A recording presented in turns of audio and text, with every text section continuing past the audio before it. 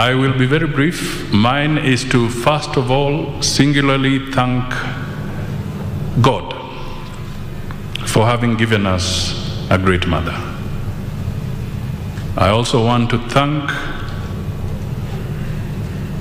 my family members, for we all stood together during this time, held out each other's hands, supported each other, and prayed together. But God's will is above us all. I also wish to take this opportunity to single out His Excellency the President Uhuru Kenyatta. He took this very personally indeed. In fact, we were overwhelmed, and his being here is testimony to the fact that he felt just as deep as we had felt. When the president was in his campaign in 2002, and this is the interesting thing about politics, the same propaganda machine that said Kioni did not vote for me when I stood was also in action and at work when I stood behind Uhuru Kenyatta, and they said I had become a project. But with time, maybe now you ask yourself, perhaps I was way ahead of other people. I knew somewhere along the line that destiny would give Uhuru a chance to lead this country. So, ladies and gentlemen, sometimes we are ahead of our time. And indeed, Uhuru has become President of the Republic of Kenya. I do not know whether the project tag still holds.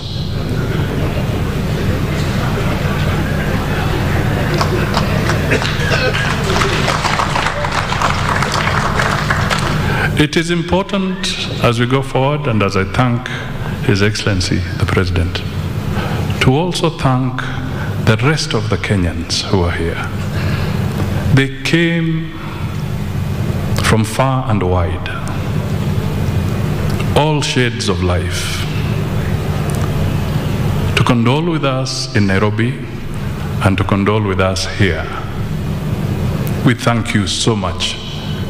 You do not know the impact you have made in our lives. Some have given what in Kiluya we call zinguza. You know, Your Excellency, the Luyas, everything is a vegetable. The Kikuyus say kanyama, and Luyas will say zinguza. Zinguza can be a bull, can be a cow. It has been delivered, but Luyas call it zinguza. We thank all of you. You have been with us. I cannot single out all the names, but just to say the ones who have done it, I shall take time to convey the family's personal gratitude to you systematically a little later. I want to thank the church here. They've stood with us, the Friends Church, the doctors who have worked on Mama, the prayers along the way. It has all been a journey that we have walked together. This is very interesting. As I stand here, who would have ever known that Mama Hannah, a very simple lady, would be the focus where all the national leadership would be sitting to bid her farewell? It's unbelievable. I never imagined this. It has overwhelmed us. Surprisingly, Mama Hannah played host to the children of Fred Kubai when this country was fighting for independence.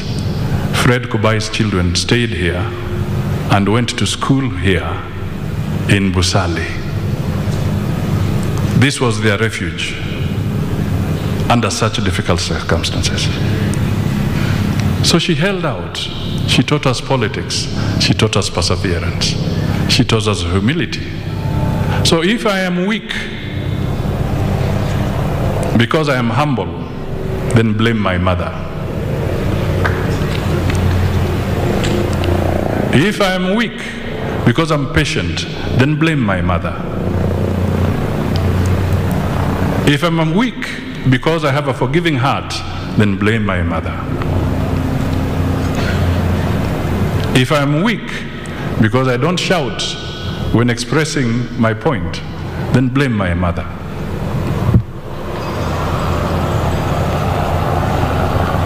And if I have wronged you and have failed to apologize, then don't blame my mother. So in this life, these are people who matter and who change our lives. She has, in my view, with all this constellation of leadership, Mama has come out as one of the mamas of the nation. Your Excellency, this tribute could not have come out without your help. You have done us proud. Wametujenga. Tunashukuru sana, sana, sana. The hidden hands, everybody, my colleagues, the ones who are here, tunasema asante. God bless you all. And let Mama's legacy and this moment be a moment of getting us to unite and reflect on issues so that we don't antagonize unnecessarily, but let us work together. This country is great. It can be built further. I don't think the foundation of our forefathers was on quicksand. It was a foundation built on solid rock. It is us to know how to take the next steps. Finally, Your Excellency, it would be good for me to let you know that your colleague, the President of Uganda, President Museveni, also sent a message of goodwill. I don't think it was out of vain, but partly as he reads, and he used to apparently stay in Chevakali sometimes. When things were hard in Uganda, President Museveni would sometimes hibernate in Chevakali. So he knows this terrain quite well. And when he got to know about this, he conveyed that message. So it is done.